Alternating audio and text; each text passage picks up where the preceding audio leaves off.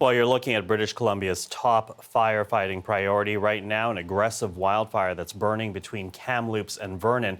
Now, some evacuees say they watched their homes go up in flames as they tried to escape. Officials now say the next 48 hours will be crucial as strong winds push the fire even faster towards residential areas.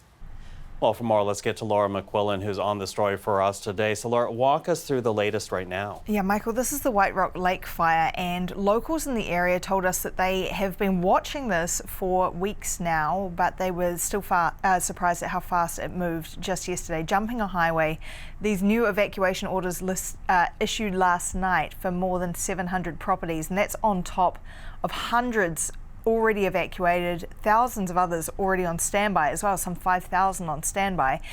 And in terms of what they are leaving behind, well, that's the big question as they wake up this morning. How many of their homes are still standing? We spoke with Steph Gamache, and she lives in Monty Lake, which is just north of where this fire is burning. This is some of the footage that she sent in to us, what she was seeing from where she was. And she told us that her home is gone and that the area is nearly wiped out.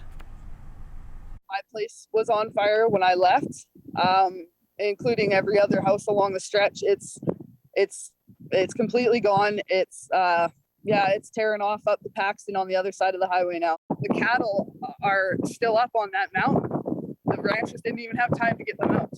Monty Lake, the town, probably doesn't exist anymore.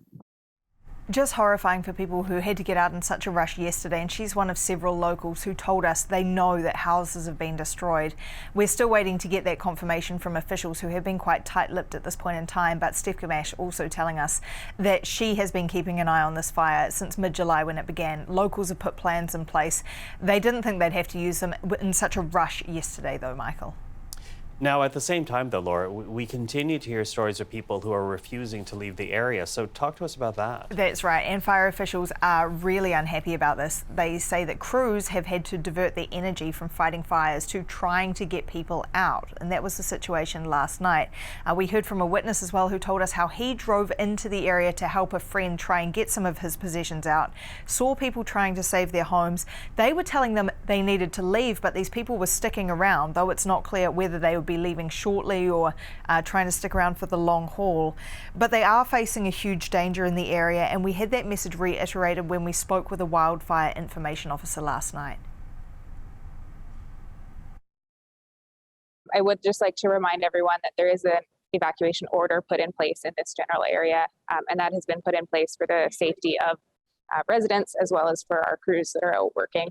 So we will ask that anyone who has up till now chosen to stay behind, that they do leave as soon as possible.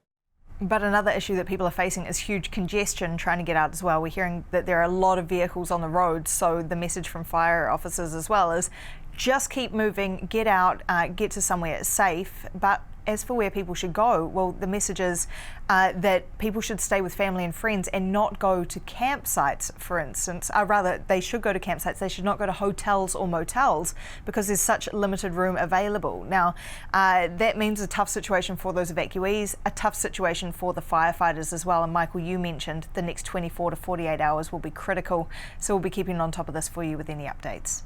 Okay, Laura, thank you for that.